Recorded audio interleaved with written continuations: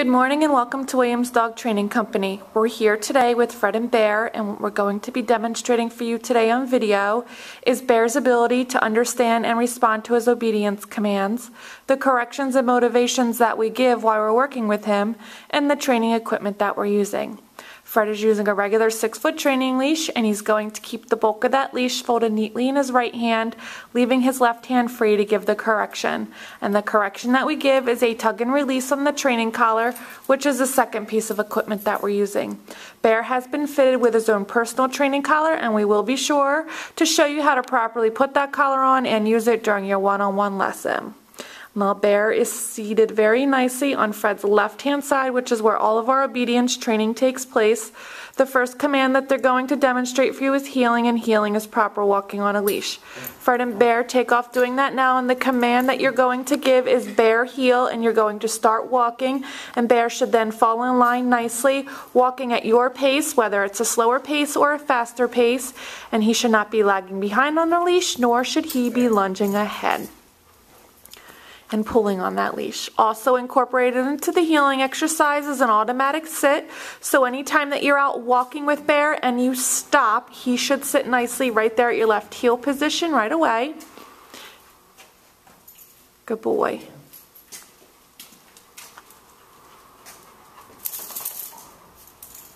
The next command they're going to demonstrate for you is the stay command, and the stay command is a hand and a voice command. You're going to use the open flat of your left palm an inch or so in front of his muzzle and the one-word command to stay. You're then going to walk out to the end of your training leash.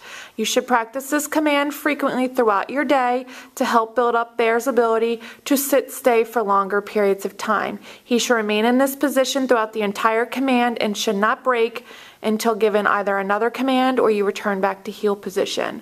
When you're practicing at home, start at 1 minute and increase your intervals over time, working up to a total of 3 minutes for your long sit-stay.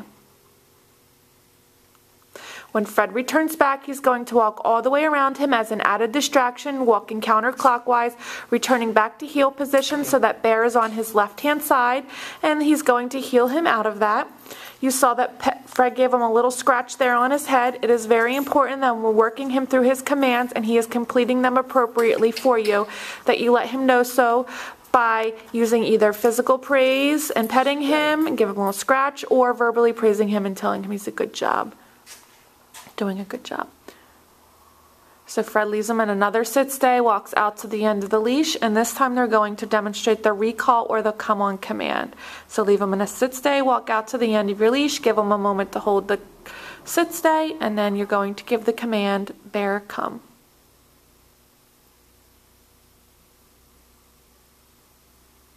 Bear, come. He should then come in and sit directly in front of you. Very nicely done.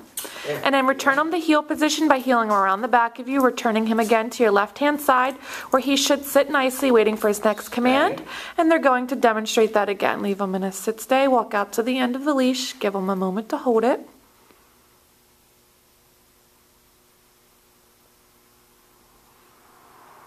Give the command, Bear, come.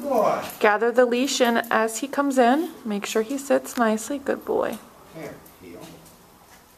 Around the back of you, turning to your left-hand side, sitting nicely. Good boy. When Bear first comes home, you want to make sure that you're practicing your commands both indoors as well as outdoors to generalize your commands in both environments. You also want to make sure that you're picking an area at first where there's little to no distractions, so it's nice and quiet so you and Bear can get a good feel working through the commands together. And then over time, slowly start to introduce the amount of distractions into your training sessions. The next command they're going to demonstrate for you is the down from a heel position. Again, use the open flat of your palm, but this time straight down towards the ground, and the one-word command to down. Then give the stay command and walk out to the end of the leash. This is another command that you should practice frequently throughout your day to help build up Bear's ability to downstay for longer periods of time. And again, he should remain laying down in this position and should not break. When you're practicing this at home, start at 3 minutes and increase your intervals, working up to a total of 5 minutes for your long down stay.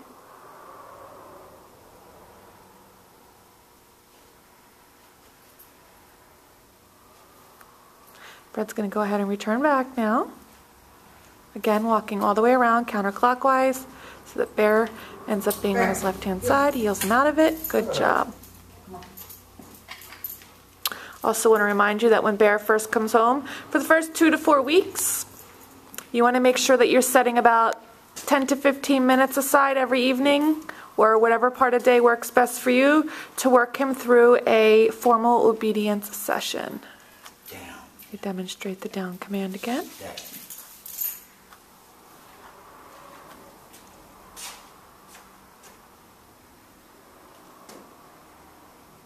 And then this time they'll demonstrate the recall or the come on command from the down position.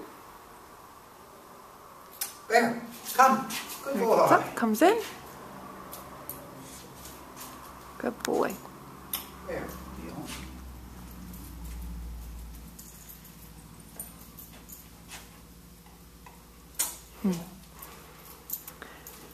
Now this next command that Fred and Bear are going to heel into position for is the down from the distance command. For this command, you're going to leave him in a sit-stay, walk out to the end of the leash, and from the end of the leash, use your right hand to give the down command. Good boy.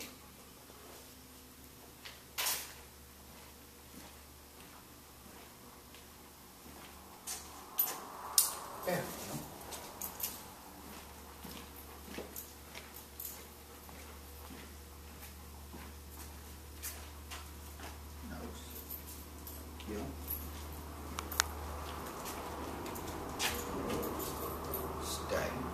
Now what Fred is demonstrating for you is a little bit of advanced off-leash training.